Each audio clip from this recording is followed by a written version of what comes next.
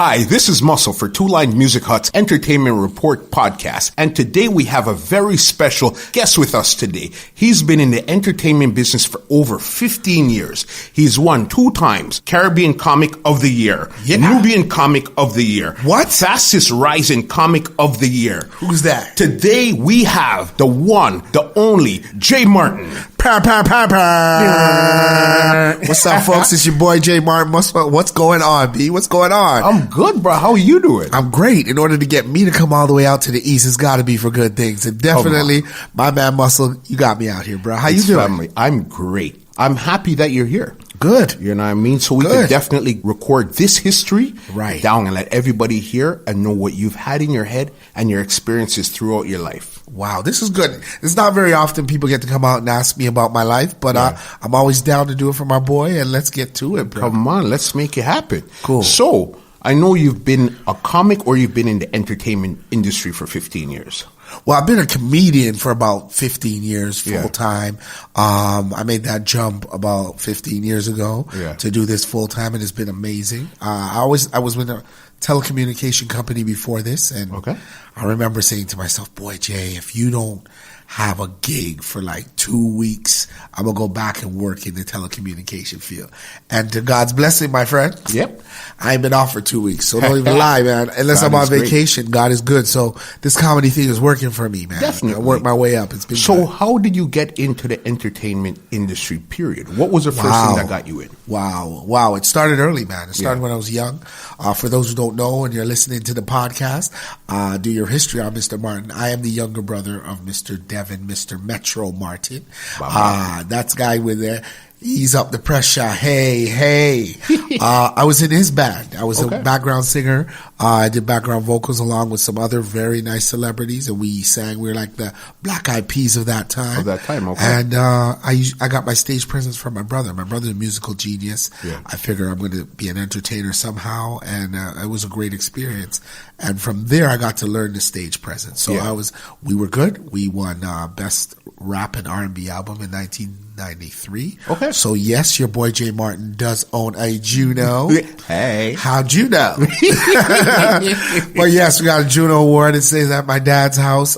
Big shout outs to my brother who lives out in Vancouver now, still doing the music thing and the acting thing. So that's where it started. So when I got to the stage now, doing one of my first ever comedy shows, I remember a friend of mine put me up to it. My boy Reggie said, we're going to do comedy in 2 weeks. You have 2 weeks to do it. He invited some friends. I did about an hour of comedy. What they didn't know is I had my notes hidden behind the speaker on the side to remember them. Who's going to do an hour their first night? But it was good. It doesn't. What actually made him challenge you to get into it? Well, we've been clowns since school. All my boys, we used to do this stuff in high school. We clown around. I had early childhood depression issues. They say all the comedians come from a dark place. I lost my mother at my 16th birthday. I remember my parents divorced early. I lost an early brother who drowned when I was 12. So I was in a very depressing state. So we needed humor to get out of it. So I cracked jokes with my friends and cracked them up for years. To be honest with you, I think I started a little bit late. I should have started earlier, but because in high school it was a gift. I didn't know I had it just to make people laugh. And, you know, I thought I was going to be a rapper. We all tried that rap thing. Of course. The music, I even did some dance hall, cut some dub plate, all that thing there. Multi-talented. Yeah, man. But the comedy was where it was. I was always had an ability to do things to make people laugh. We'd have basketball games at our school after the coach cut me from the team. I had no choice but to entertain the audience in the bleachers. So the bleachers used to get lots of jokes, and people used to follow what bleacher I was sitting in just to get jokes. I'd stop basketball games by cracking jokes. It used to be really fun. I wish I took it further, but you know, we're from the Caribbean. They want us to be either doctor, lawyers, nurse, teacher. No one wants us to be nobody wants their kid to be a comedian. So nope. Even though when you say you're from the Caribbean, most likely that's Jamaica, right? Yes, I'm from Jamaica. And remember, the biggest export that time was Oliver Samuels. Correct. Everybody was looking at Oliver, but for some reason, I don't know why they wouldn't push you into that role also. They didn't think it was going to translate to money. Even when I saw Oliver when I was in high school is when he came out, and I watched every tape. I watched it over and over. I memorized every line. I wanted to be Oliver Samuels. I want to shout out to him, because if it were not for Oliver Samuels, I wouldn't be doing this. Trust me. I love the American comedians. Yeah. We all love them. I'm a very big Bill Cosby fan. Those who know my comedy is clean knows that's where it comes from. But I would be nothing without Oliver Samuels. So even when I met him, I remember the first time, a little bit starstruck, because I was like, dude. And he's like, you're the boy that keep the mothers there part, the mothers there thing part my idea. I'm like, no, I don't want to fight. No trouble, no trouble. I just want to be your friend. Like, I look up to you, you know what I mean? But hey, it is what it is. And that's really where it started. I remember the ears muffin jokes when he was going on the plane. That was classic. Scrape off the bacon and give me the fork. Come on. Those are, you guys don't know comedy till you hear scrape off the bacon and give me the fork. Like, yeah, Ricey for Bombardier. Come on. Those are major classics. So it's guys like him, you know what I mean? Big shout out to Bella and Blacka, IT Fancy Cat. Those guys are why we do what we do. And I'm just fortunate to be able to have the appeal of what Canadians have worldwide in all levels of entertainment is major crossover. And that's really what it comes down to. That's why I think I differ from everybody else. You know what I mean? You know, I have that Caribbean side, you know what I mean? And I have that North American side that works. So I think it's really putting me in a special sweet spot. Which makes sense. But I want to go back to your pre-comedy days. Ooh, cool. And go into your singing. Right. Time. Right. You know what I mean? So I definitely multi-talented. Well, here we go. Like, listen to me now on the podcast. I sound like a rusty nail. Like, you guys might think I sound it's like okay. Frogger. We'll forgive you today. Forgive me today, but honestly, I can sing, believe it or not. I sang background vocals. I mean, it was great. First, our group had Deborah Cox in it, and that was going to be a wicked tour. And then she got signed to Motown with Quincy Jones. Wow. And we had to redo the album over again with my dear friend, Miss Simone Denny, who sings You're a Superstar. She's a house singer legend. Legend. So, she kept me in key when I didn't have no Kiara key. She kept me on key. And, she was amazing. I was the youngest in the group. So whenever I did a solo, whether it's a song I wrote or, rap, it was always well received. You know what I mean? So you were rounded as in you sang and you rapped. Oh, definitely. Yeah. On the album, I sang. On the album, I rapped. On tour, I sang and rapped. We did every city. We went North America. We did Spring Break with Master T. Wow. It was a great experience. Like, I was still in high school living a superstar kind of life. So we would say you were a child prodigy. Yeah. Oh, definitely. It's just which one of these talents that we were going to target to try to spend the rest of my life doing. And I never even thought, like, I knew comedians were out there, but I didn't understand the concept of how you could charge someone per minute to tell jokes or per hour to tell jokes, how to formulate them. You know what I mean? I grew up in the church. So I had to wait till later to see Raw. And of course. You know what I mean? Delirious. Of course. You know what I mean? I saw Richard Pryor when they were doing movies. You know what I mean? It was not till later on in life that I realized Red Fox that I watched from Sanford and Son and loved was one of the filthiest mouths comedians, but a legend, an absolute legend. There's so many that we look up to and defined us. Do you know what I mean? As comedians. I guess comedy, especially from a Canadian standpoint, only started to come into itself as of late. Correct. Who were some of the comics that you would say came before you and started to put it down before you did? Canadian? Yes. Oh, definitely. Well, I would say John Paul and, you know, there's like Mr. Mo and there's Mark Trinidad. Those guys are like 20 plus years in the game. They taught me so much. I fast tracked. I'm so fortunate. I fast tracked. The first day I ever did comedy in history publicly, Russell Peters was the host. Wow. And I got a standing ovation that day. And he asked me, when did I start? I said, today. He was like, you gotta be kidding me. He was like, yo, I'm taking you on tour with me. So I got to learn from from one of the best to be able to do this on a nightly basis. Okay. And after going away with him, doing different shows with him for about 2 years, I made the jump. Like, I didn't want to work in the corporate world where you got tapped on your shoulder and said, hey, you have 30 days to clean up your desk or look for a new job. So I'm very happy I jumped. Okay, so while you were performing, I guess you were testing it out. You were also working a regular job. Yeah, I was working a very nice job. Very, very nice job. For those who know me back in those days, they were like, yo, this Jay Martin, that's where the Jay Martin thing came from. Yeah. For those who don't know, my real name is Jason Martin. Yes. Okay. I was at work and we got bonuses. And the funny part is this guy who had the same name as me, Jason Martin, got my bonus. Now, as a director, I was making big bonuses. Yeah. And one day I saw a little Pierre bonus.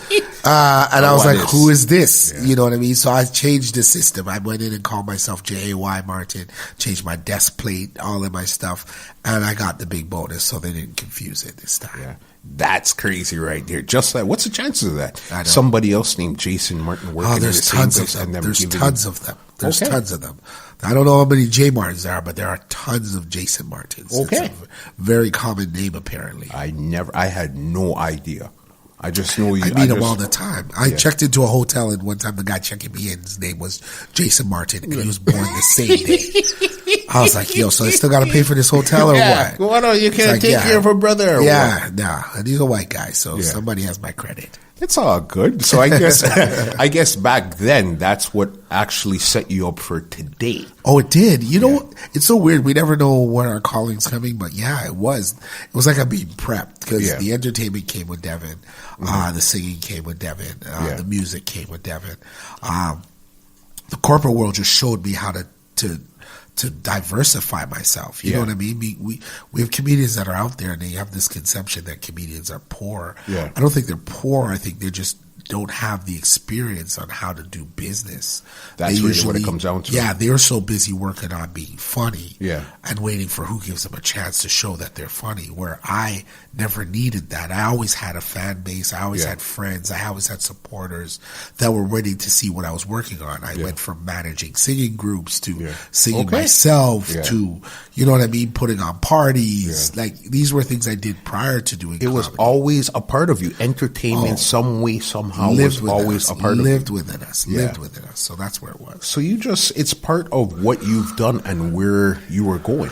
True. Because now it's sky's the limit. Like the things that we're working on are pretty, they're pretty mind shattering. Because I would never have thought that when I started doing comedy that I would be, pitching sitcoms to major networks, being looked at by Netflix, having motion pictures about to be in production this year. Like these are things that I would have never imagined would have come out of me telling jokes. You know what I mean? Like, what's the chances? Like, what is really the chances of that? They're very minimal. We're just snapping on the corner in school. It's just funny. Right. And now somebody wants to pay me to do this. And pay me well to do it. I'm not here to show off with it, but I don't think people understand. Like, even my father, when I'd be like, Dad, I'm on TV. And he'd be like, what are you doing on TV? I'm like, I'm telling jokes. You go, them people PF in that.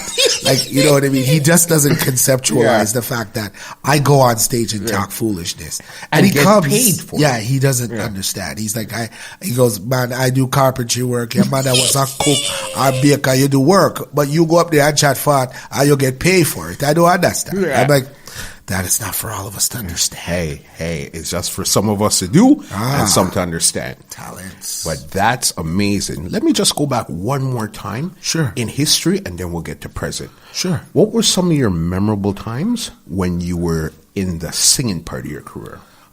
It was meeting a lot of people. Like, you know what? When touring with Devin, it was so weird. We would go on tour and perform, but it was nice because I got, that rooming thing. I got to hit the road. I found out about groupies.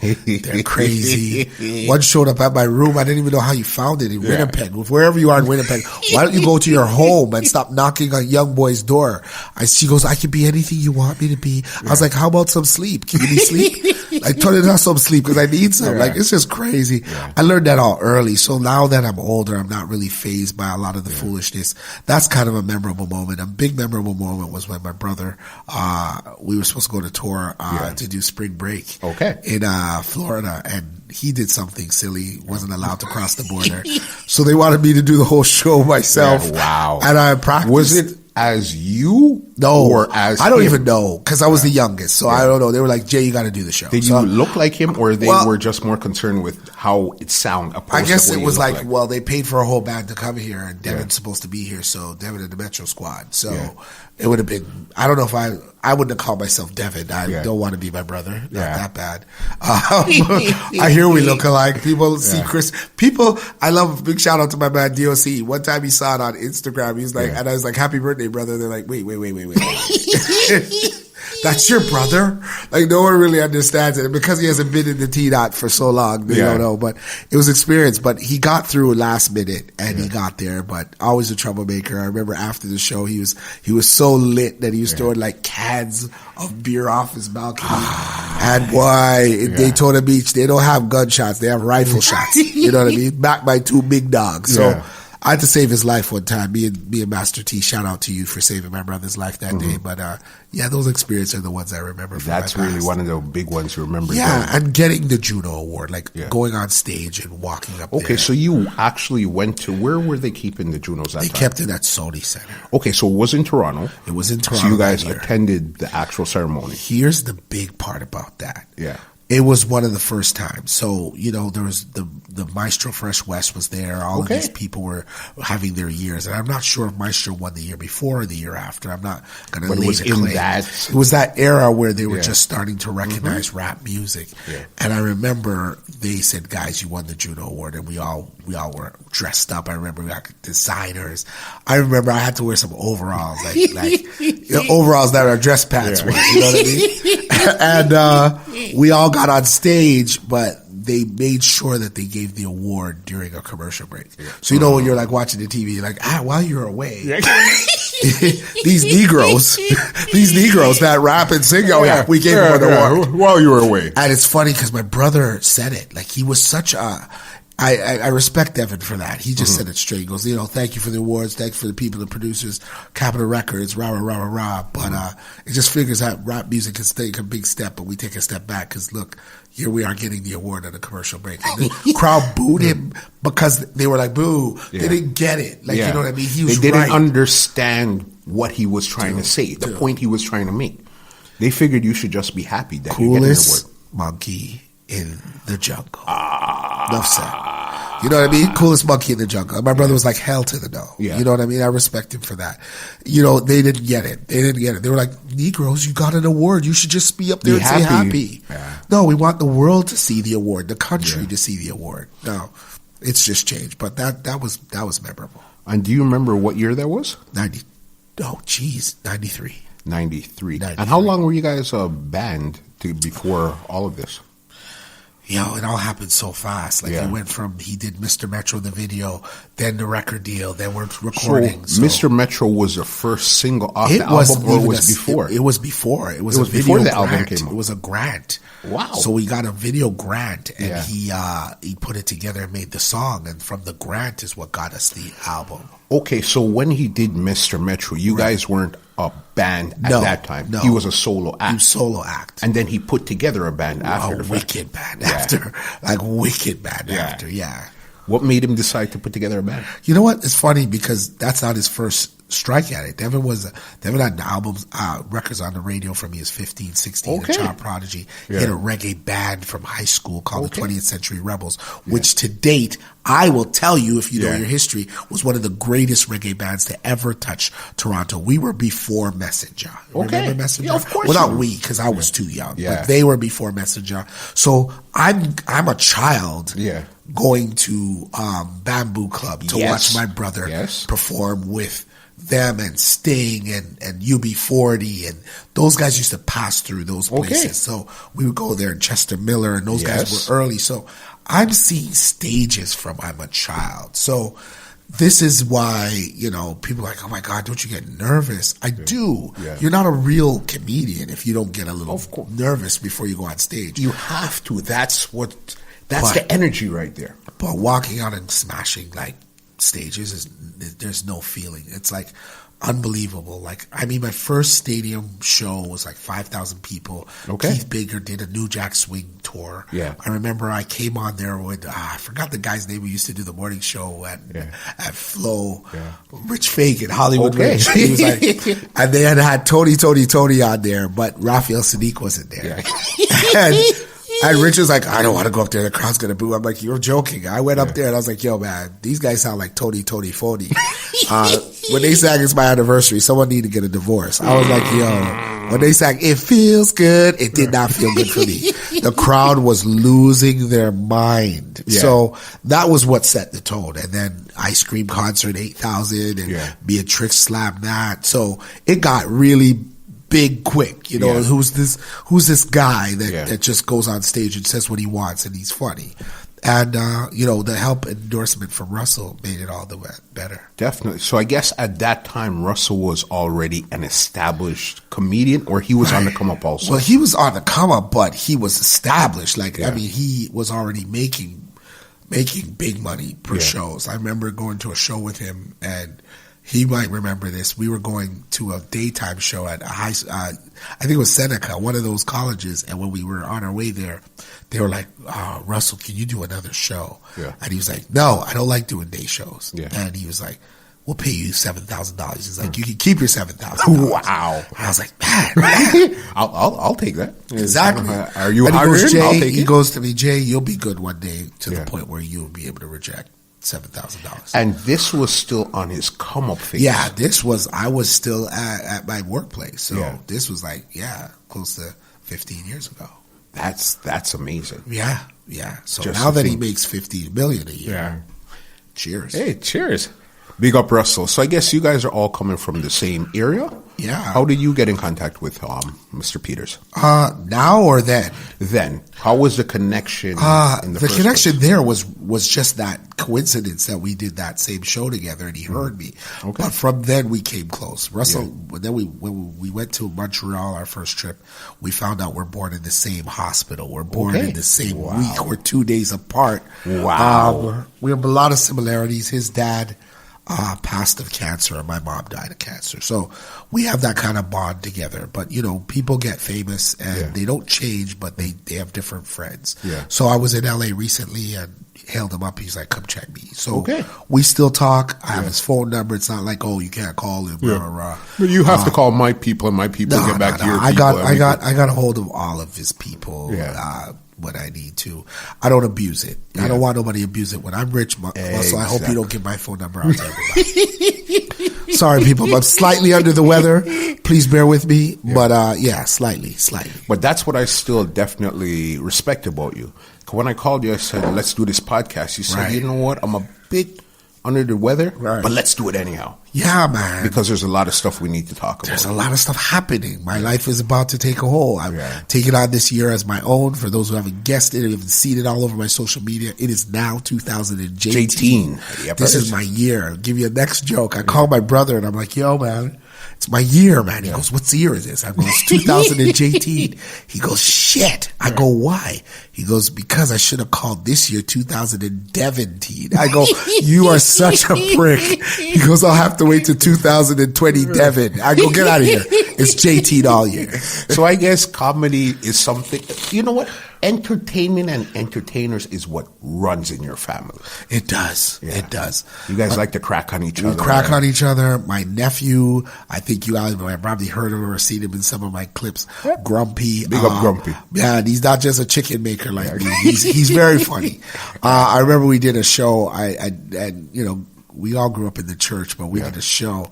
I called it The Gift of Gospel. No, not The Gift of Gospel. I apologize. Giving Thanks. J. Martin Giving Thanks. Yes, Instead I of remember Thanksgiving. That. And I was like, yo, you're going to be on. He's like, okay, no problem. Yeah. And he goes up there, and the guy absolutely obliterates. Like, he just destroys the stage. I'm in the back going, am I about to get served by my nephew? Are you serious? And he brought it, man. I had to like fight to get laughs because they came to see me, but he just landslided the place. I don't know why he doesn't do comedy that much. I don't know if it's that he wants his own identity. But you know, when we get together, it's hilarious. He's very funny. He reminds me of me when I was younger. He's got that youth. He's got that energy. He does the physical comedy. I'm too broke up to do that anymore. But I love him. I wish he comes back into it. He knows my door's always open to do a project together, and I have some things in mind if he wants to. But again, I gotta let a guy live his own dream. Of course, he's got his do his own thing. He's got his own thing. He's trying to be a cook now. Hey, his chicken's on fire.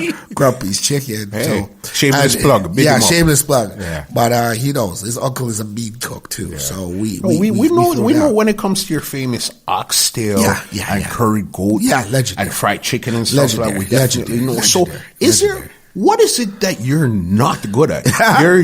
You could sing, you could rap, you could cook. You're one of the hottest comedians. What is it? Have you ever tried something and you weren't good at it? Oh man, yeah. You know what it was? With all of those talents, and thank you to God and my blessing, I think it's my mom in heaven, the angel that comes down on me and helps me do all of those things. And in your list of my accomplishments, you didn't include that I am one of the city's #1 promoters and respected. Hey, bam, bam, bam. There's no shame in that plug. Nice. But what I do not do well is a very good question. You know what was weird? I thought all of this stuff would be easy for me. I went into acting. I took some acting courses, and that was hard as hell.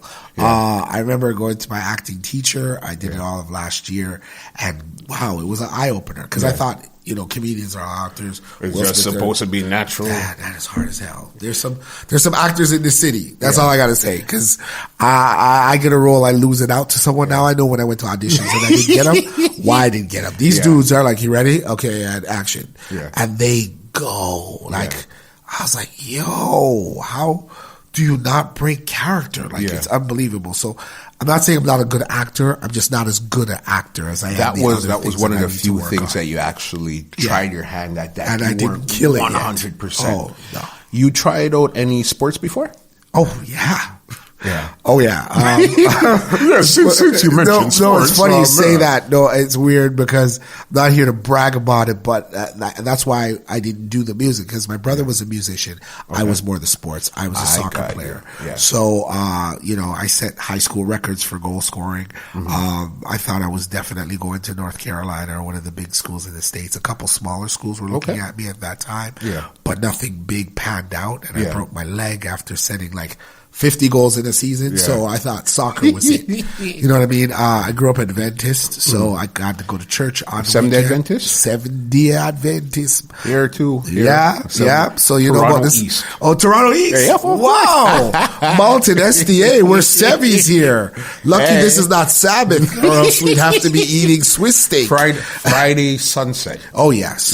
So Saturday sunset. To Saturday sunset. Yes. So, as a soccer player, all the tournaments, all the rep teams, like I couldn't try out for rep until I was like 16. It was unreal. They're like, "Oh, really? We've been playing with Johnny since he was 10." I was like, But you know how it goes. Where you weren't blessed there, you're blessed in other places. Definitely. I don't regret it. I think my whole life would have probably been different if I stuck to playing soccer. Yeah. I wouldn't have had all the interactions I have with, of course, a lot of the people in the music industry. Okay. And church taught me to sing background vocals on key. That's really where that's coming from. Yeah. Okay, so when you were going to church, yes, you were also in the choir. No. Our church was small. Mountain SDA was tiny. They had a choir, but not like for kids. But everybody wanted to sing, and my favorite groups were out there, Commission and Take Six. And I remember going all the way to Huntsville, Alabama, to the school out in Huntsville, Alabama. Oh man, Oakwood. Yes, I went to Oakwood for a concert, and the concert was ready for this. It was Take Six. Wow. It was Commission. Yes, and the opening act was a freshman at the school at the time by the name of Mr. Brian McKnight. I saw that dude perform in college first year. And I was like, this guy's amazing. Brian McKnight. Yeah. That's amazing. And Brian McKnight's a Sevi. His brothers, of course, in Take Six, they're Sevis. Okay. So they grew up Sevi. Okay, so his brothers are in Take Six. Yeah, his older brother is in Take Six. That I did not know. You did not know? I had no idea. So that's where the family's full of singers. But Brian's mom was a piano teacher, and he went out there, and he was definitely a solo. Yeah. And, interesting stories. I know all of Brian's stories because he's a Sevi, and he's come here a number of times, and I've opened for him almost every time. Isn't that amazing? Yeah. That everything seems like full circle. It does. It's music. Like you... Yeah. You looked up to these people. Not even look up to somebody, Brian, you grew up. Kind of with Brian. Right. Just to start. And he catapulted. Yes. And then you're opening for this same guy you seen when he started high school, when he started university. It's true. That's amazing. It's a weird world, man. Yeah. It's a weird world. Some of the people I used to watch and I see and I meet them, I really realize how God's blessed my life. You know what I mean? I met Steve Harvey. We sat down and talked conversations. Okay. Cedric the Entertainer. A lot of them, Jamie Foxx, all of these people I've sat down and had conversations and with. These are people that you've seen on TV. Even, I don't know if idolize is the right word. But I know. You looked up to them. And you emulated. Yeah. That's the word I want to use. You know what I mean? So Martin Lawrence, come on, who didn't want to be Martin Lawrence? Yeah. Like, when I met him last year, it was a great experience. Like, they don't know what they did for our careers and what they did for our lives. You know what I mean? They just thought they were on TV doing their job, but they didn't know there was a lot of people looking up and say, "Hey, I like what he's doing, but I want to do what he's doing." Like, it's just weird. Like, I watched the Jamie Foxx show, and that's when he went off to do the jingles, and I performed with everyone on his entire cast. Crazy. Like, it's been unbelievable. Like, you know what I mean? And they're just like, we were with Jamie. You hear stories. Like, the comedian community is a brotherhood. Definitely. Big up the sisters out there, but it's a brotherhood. Yeah. That's a big thing right there. And you being a Canadian comic, right? What do you find is the real difference between a Canadian and an American comic? Oh, big difference. Because Canadian comedians, first of all, you're in a pool here of Canadian comedians. It's huge. Like, it's huge. If you just want to be a Canadian comedian, there's so many. There's a lot. Tons. There's tons. Okay. But what makes us different from an American comedian is we have the ability to go, again, both ways. Yeah. We can go Caribbean. We can go urban. We can go white guy. You understand what I mean? Yeah. And in America, as a black comedian, you can only go black guy. Yeah. That's the biggest difference. Yeah. You can be black guy. Or you can be Dave Chappelle, who's the greatest of all time. Yeah. That's Dave, guy. Definitely Dave is the man. Right. Have you ever performed with Dave yet? No. Not yet. No. Yet. Yet is the magic word. Yet. Yeah. Hopefully Cardi hooks me up and lets me meet with him, but that's about it. Cardi, you heard that, right? Right. Yeah, no, that's amazing right there. So even, I guess the reason you decided to go clean comedy is because of your Adventist background? Or it was natural for you? It was natural. I tried once or twice to not be clean, and it's just not genuine. And on stage, you could see, a genuine individual the minute they get up there. So it was something for me that I had to find my voice, and my voice just wasn't a dirty voice. It wasn't. I don't shout. I don't knock anybody who does it. I do churches, corporate events, so it just makes it easier to be clean. Yeah. But, it's just not my style. Yeah. Okay, so it wasn't nothing that you were really forced into or anything. It's just naturally. It was natural. My first DVD I ever shot was in a church. I wanted to prove to people that I could perform in a church. It was perfect. It did well. It was great. And, what was the name of it? So if we can look it up. Somebody pray for me. I don't know if I want anybody to look it up because that was when I first started. But it was good. I made a DVD and a CD with it. Okay. I know I've done shows where kids were like, my mom used to drive me to school, Christian school, and we would play the CD and laugh all the way to school every day. We knew every one of your jokes off by heart, and it was really great. And I was like, wow, it was my first time. You know what I mean? So it was really nice. It was really nice. Do you find it harder or easier to be a clean comic, as in to come up with material? Wow. That's a good question. No. Are you asking from my perspective or generally from speaking? your perspective. From my perspective, there's only one way I know how to write. Which makes sense. It writes clean. But there's stuff I do that's borderline. But I know how to say words to make it different so that people understand them. Example of a joke I wrote when Chris Bosh. Yeah. That was great. When Chris Bosh was he was sick, and he Yeah. said he went on TV and said he had blood clot issues. And I was like, oh my God, I can say that because it's a disease. Yeah. And I was like, oh my gosh, and I made it Jamaican. So I was Yeah. like, what kind of blood clot issues you have? And it made me bring joy. For the first time in my life, I could actually tell a bad word on stage Yeah. and not feel bad about it. And it because how you covered it up. Right, and how I And the how I context. deliver it. Yeah, there's a lot of them I have like that. You know what I mean? Even when I talked about this one woman that didn't have a buttocks or an ass, I referred to it as the commercial with the furniture store saying "No, Bati." You know what I mean? I just know where to put the words Yeah. and you know, trick you and make you think, oh my God, he said Bati. Yeah. But again, and I will say Bati when I'm Yeah. on stage, but it's just the way we can creatively work with them. I think it makes me look more clever. Yeah. You know what I mean? Anybody can cuss bad word on Yeah. stage. Anyone can cuss bad word. But in order to not cuss bad word And you have to you fix feel it at up ease, and you right. have to put something in its place. It takes a skill. It takes Yeah. a skill. And again, I'm blessed with that skill. Yeah. Would you ever want to try out being dirty? I would. Yeah. I would love to know one day that I could, invite certain guests. You know Okay. what I mean? I wouldn't do it publicly Yeah. because my fans are Yeah. from everywhere, and I would be like, "Oh my God, did you hear what he say?" But I'd love to just have, a group of maybe 50 people. Yeah. Maybe rent out the comedy bar and just call it J. Martin's Blue Comedy Night Yeah. and see what happens. And then you just lock the door and let loose. And let loose, Yeah. let loose. You know what I mean? So let's bring it up to present day now. Yeah. I know that last year, 2017, you did a play. Yes. What was the name of that play again? I wrote a play a couple of years ago. It's called Kofi. Well, I rewrote it Okay. last year. It's called Kofi and Kamisha's Wedding. Okay. It's kind of spin on Tony and Tina's wedding, where Yeah. an African marries a Jamaican, Yeah. which happens every year, every week, every day. Yeah. We decided to make those two cultures get together and show the mix up that takes place. Yeah. I casted some actors in the city that I thought had potential.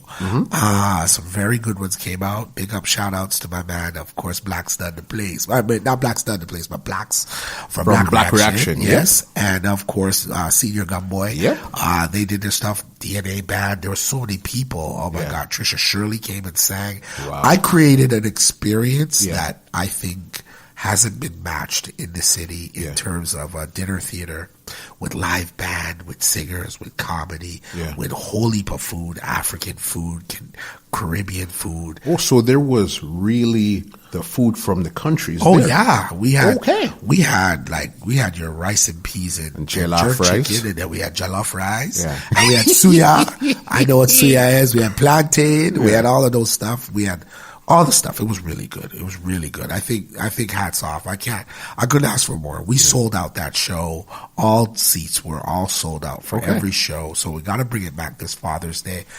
You guys got to see it. Kofi and Kamisha's Wedding. It's going to be bigger and better. What made you actually come up with a concept like that and put it in that form? I figured, people, I do a Mother's Day show. Trinidad versus Jamaica, we've had over 20,000 people see the show over the years. It's been great. And I figured, you know what? Let me do something for Father's Day. Yeah. So we did. And on Father's Day, this idea came up. My manager was like, man, do Africans. And I was like, all right, let's do this. And I wrote the lines. Big shout out to my boy, Carl Hutchinson. Yeah. He did the scripting of it. Okay. You know what I mean? The conceptual idea we had put down. Yeah. And he tore that apart, and we just made it wicked. We brought it to life. It's so amazing. The whole concept that you could come up with something that is amazing. It's good. It's good. And it encompassed food, acting, music, everything in one. They had everything. Everything you had at a wedding. Pictures, bombardiers, like CD, music. Like, it was just the best. Like, it was such a good So experience. it was like really going to a wedding. Right. Yeah. And you go to a wedding, Fully you pay immersed. more anyway. So might as well come and be entertained. Fully immersed. Okay, let's go down somewhere that's not as entertaining as that. We know last year, a lot of people might not know, but I'm a bit closer to Jay, so I know. You had your surgery last year. Right. Yes. You want to talk about that a bit? I don't mind. It was life changing. Yes. It was life changing. I was going in for a routine operation where they were going to remove 2 lumbards from my neck. Yeah. I was supposed to be a 2-hour thing. I was supposed to be out in a week. Next thing you know, my whole neck collapsed. Yeah. They have to rebuild all 7 lumbards. I'm in the hospital for almost a month and a half, rehabilitating, walking again, talking. We've seen the video. Yeah, it was just so life-changing. But while I stayed there on my back, losing all that weight, wow, it was something else. I wish I could get back to the weight loss. It was just a time where I said, you know what, I got so many ideas in my bags, in my writing, plays, movies, TV pilots, shows, and what if my life was lost? Yeah.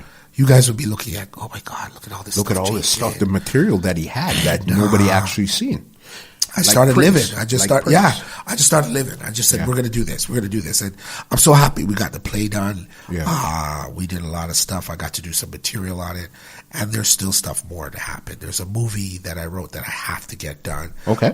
We're talking to the right people right now. It's a romantic comedy called Destination Wedding. Okay. Trust me, I think it'll be the funniest thing you guys have ever seen in your life. It's the epitome of what we want to do.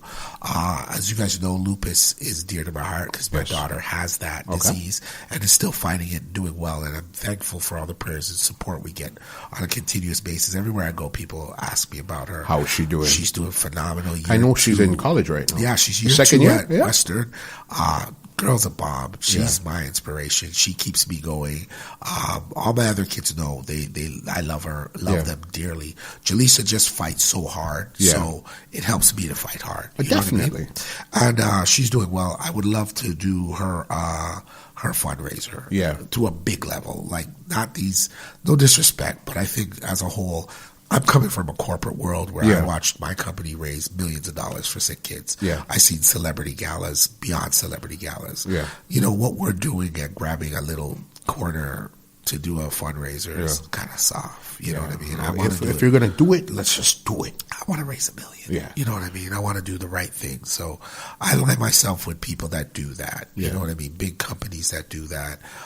Big shout outs to my man, Sean Cuffey, who is doing the Black Diamond Ball, and he's showing, affluent black people that we can celebrate ourselves and our businesses on a high level. Okay. You know what I mean? You know what? I definitely believe you, because if you don't go for it, who's going to go for it for us? Right. So you have to go for it. I do. And I realize there's a lot of people watching what I do and what our team does. Our flavor and myself, my management, we take pride in that, setting the benchmark on what we're doing in entertainment. And you know what I mean? I see people that say, you know what, that's a good thing you're doing. You don't go unnoticed. You think you do. You don't go unnoticed. People are always watching. Watching. I'm pretty sure some of your fans could tell you some stories about some shows that you forgot about. You didn't think they were there. Right. And it's amazing what people remember. Hey, they remember the punchlines, that's for sure. I hear the punchlines all the time. Blood of Jesus. Blood of Jesus. You know what's funny? And then it's a blessing and a curse, because I'll do shows and there'll be like 1,000 people there, or I'll do a concert, there's 3,000 people there. That's 3,000 people hearing my joke. And then there'll be people going back going, okay, I heard it. There were people like, oh my God, if he tells this joke about his operation again, I'm going to die. I'm like, dude, it was a year ago. Like, people telling jokes for like 5 years, their same jokes. I don't do that. I write a joke for a year and then I let it go. You know what I mean? So it's a blessing and a curse. I got to keep writing, but I'm so happy. Like, this year I have a whole new hour. I'm happy with it. I can't wait to use it next week. For those who are listening to the podcast, my show is next week, January 20th. I know you'll hear me plug it all night, but come out and see this. Come out and hear my new stuff. It's all the way live. It's hot. It's hot. Definitely. And I guess that's the real difference with performing in, I guess, like a stadium setting, to performing across Canada or in your city, where I think for you, it keeps you sharper because you have to write so much. You can't tour out this same material for 3, 4, 5 years. You got to keep pumping out material.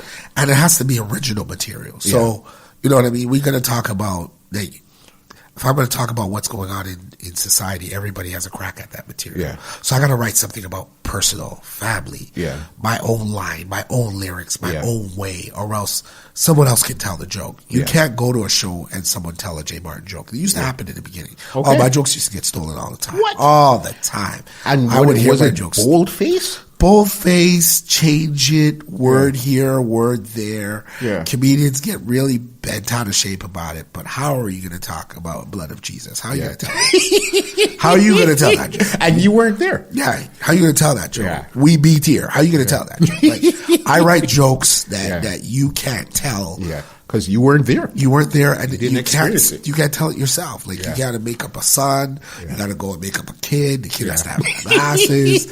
I write jokes about me. You know what I mean? I wrote a joke, called "Release Me Youth," where I'm a security guard at a high school. Like, who's making that up? Like, and that's what it is. And that brings me to social media now. Right. You know what I mean? Where I know there seems to be a tier between what I'm going to call stand-up comics, right, which I consider you one, yes, versus sketch comics. Yes. But the lines have been blurred so much nowadays that people think just because you make somebody laugh, you're a stand-up comedian. You know what? And you want to be that, because if you're a sketch comic and you're doing these skits with your house and you have someone taping you and they're funny, you want someone in the world to treat you like how stand-up comedians are treated. Yeah.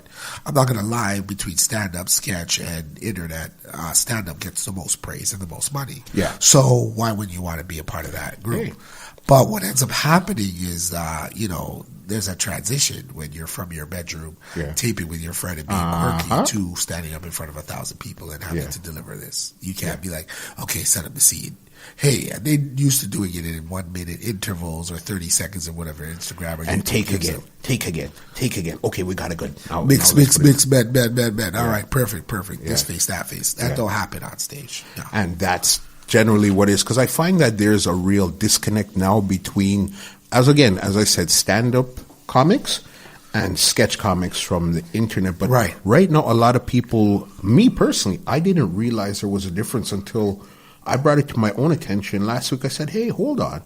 Why you find a lot of the comics on like Instagram or something can't deliver the same way is because they are not stand-up comics. Right. But we, in our head, because they're making us laugh, we now want to see them do something live. It's true. But they're not built that way. No, they're not built that way. It's a transition thing. Yeah. I shout out two of the guys that are at the top of the food chain in there, and White Yardie and Major Hype. For sure. I've watched those guys over the last 3-4 years really develop their art form in stand-up. Yeah. You know what I mean? Because they obviously are kings of social media and sketch. They are the kings. Like they run that. You know what I mean? They're teaching me a thing or two. Yeah. But watching them get so much better at stand-up comedy till, now when you're calling yourself the Caribbean king of comedy, you better be able to stand on every Caribbean stage and deliver, and bring it. Right? So. And definitely, and I even see you yourself, you're getting into it. You have a character. Yes, I do. And what's your character's name? Hevatada, with an H.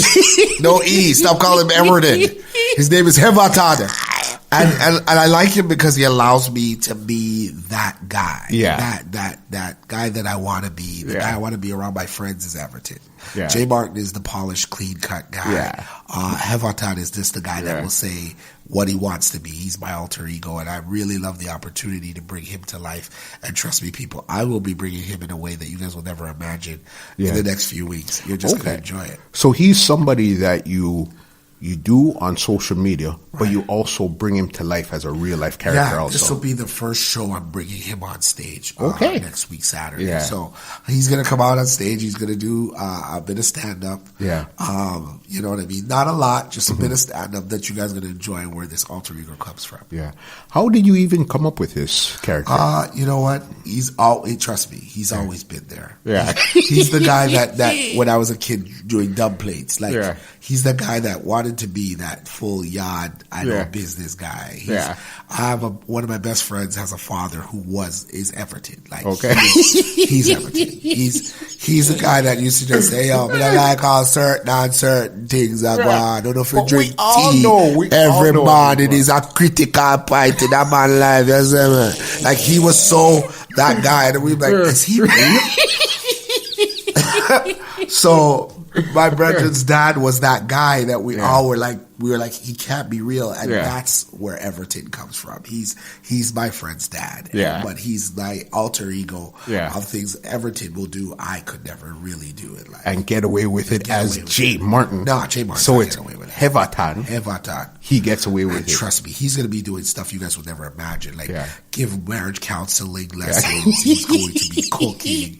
He's going to be at sports events, being Yeah. a commentator. Yeah. He's going to do stuff that this Rasta man is going to do that you guys would never believe. You know what I mean? So we can look out for that on social media, Social or media that's in and on stage, on but stage. more so on social media. Yeah. He's going to do a lot more acting. Yeah. He's doing song overs, remixes. Yeah. He's coming. He's coming. He's coming. How important do you think it was to really come up with a character to be in that space? Listen, I'm not dumb. I'm not old. I realize the times they are changing. So Yeah. if you don't have a conceptual idea that people can sample, Yeah.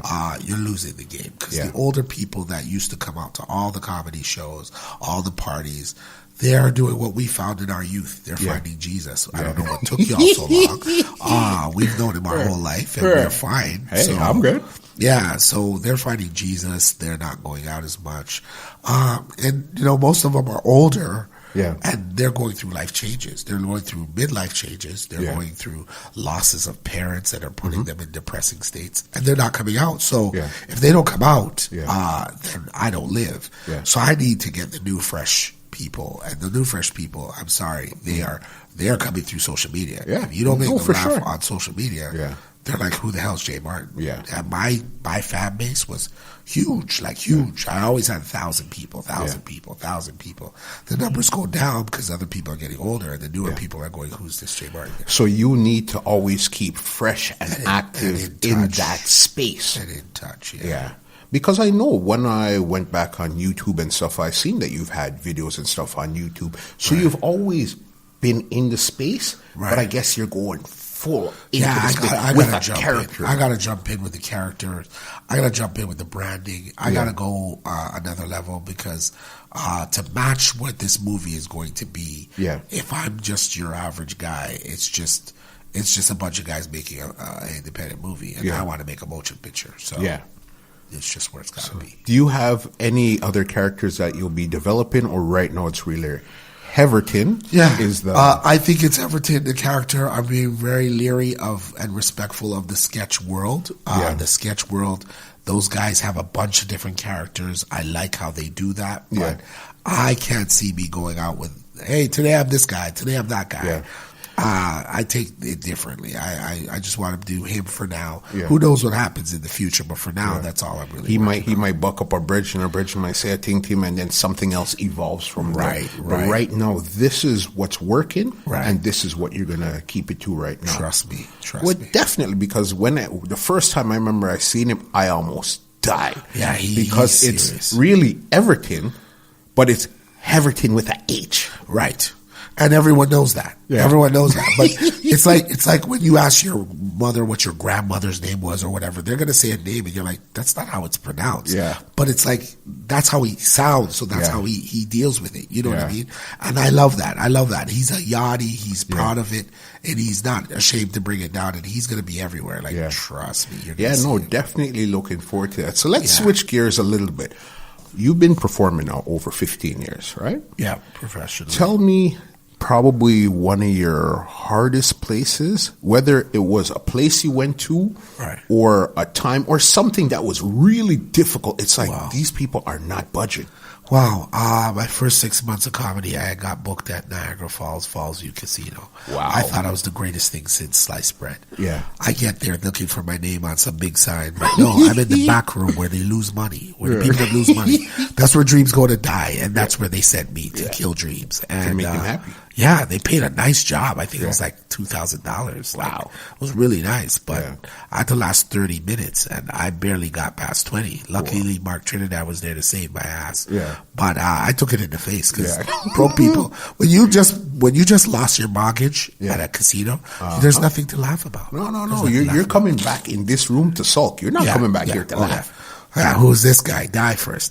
So it was rough. That was one of the roughest. That was one. Okay, so that roughest. So then tell me one of your brightest moments where you said, holy smokes. Man, wow. There's been so many. Like, They Okay, keep I got one happening. better for you. What? One of your brightest moments outside of Toronto. Oh, wow. I would have to say brightest moment outside of Toronto would be, where? I would say, you know what? St. Martin.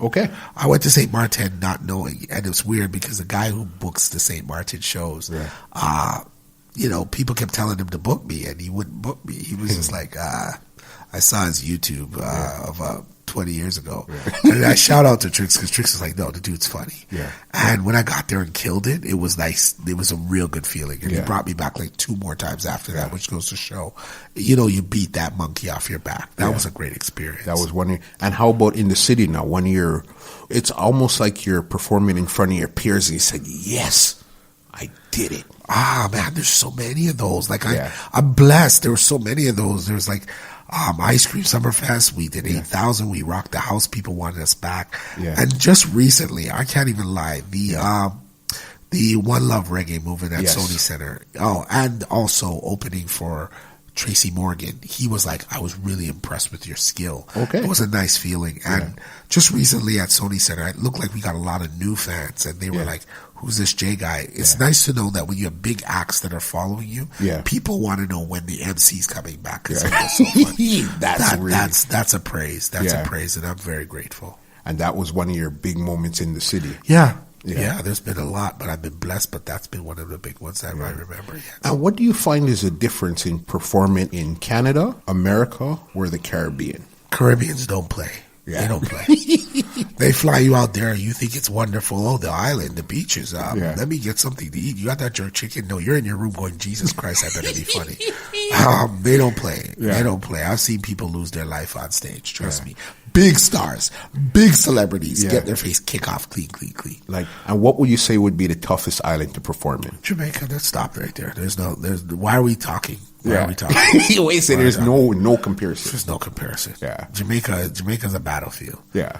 Battlefield. They had one outside one named, they had an outside one. They had an inside one. Yeah. I loved it. You know what I mean? First day I took some licks. Second day I did nice. Third day I was okay. Yeah. Then they had an outdoor one. Yeah. And they were like, do you want to go there?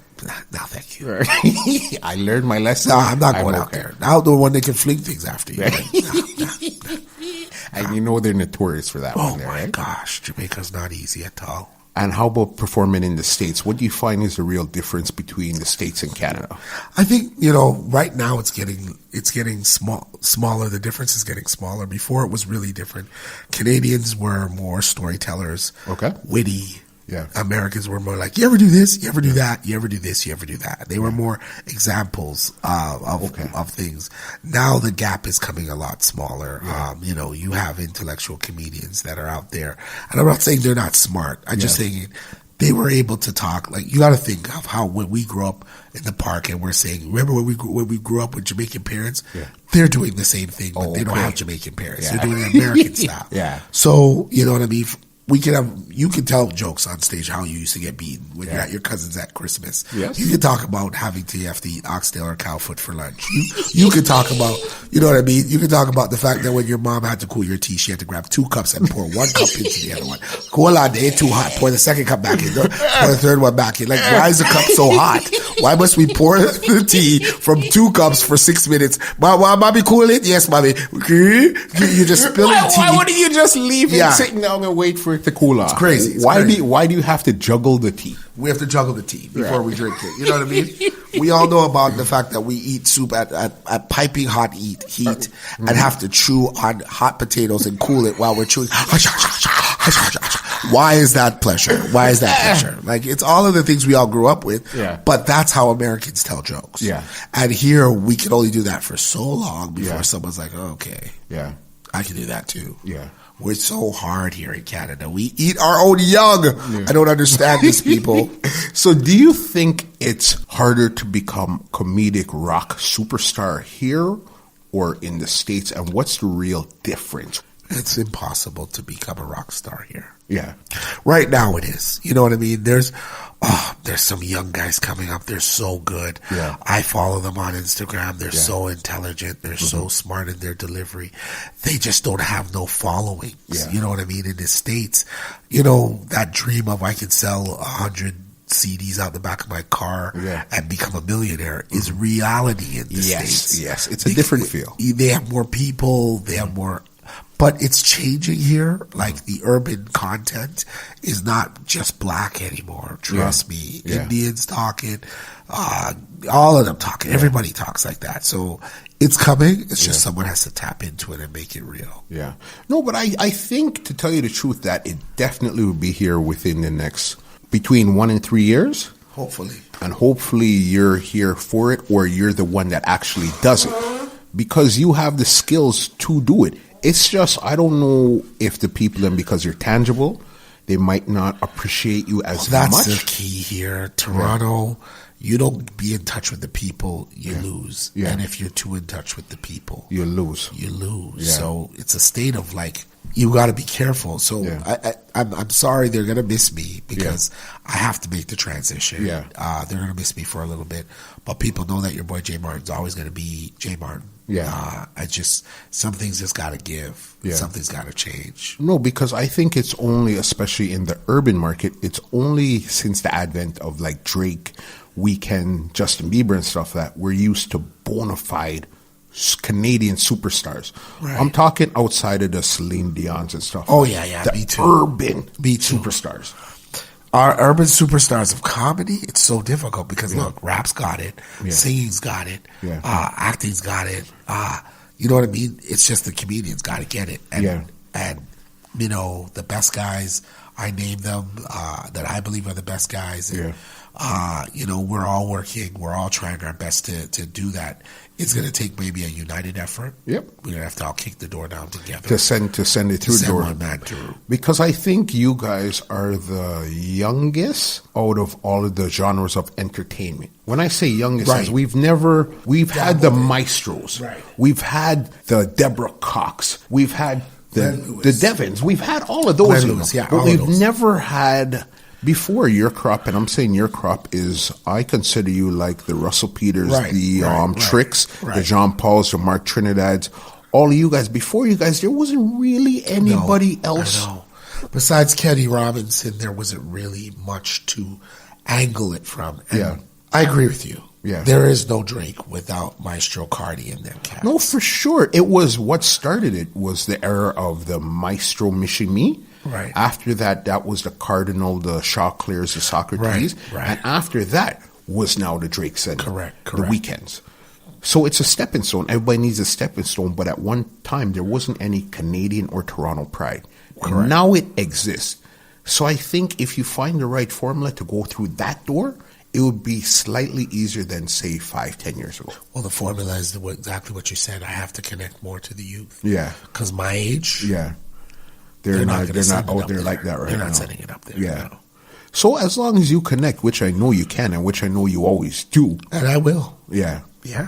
it wouldn't be a problem. So, okay, so let's talk about what Jay Martin is up to. What could we look forward to from Mr. Jay Martin? Right now, look forward to a couple shows, repeats of the good plays and successful ones. Okay.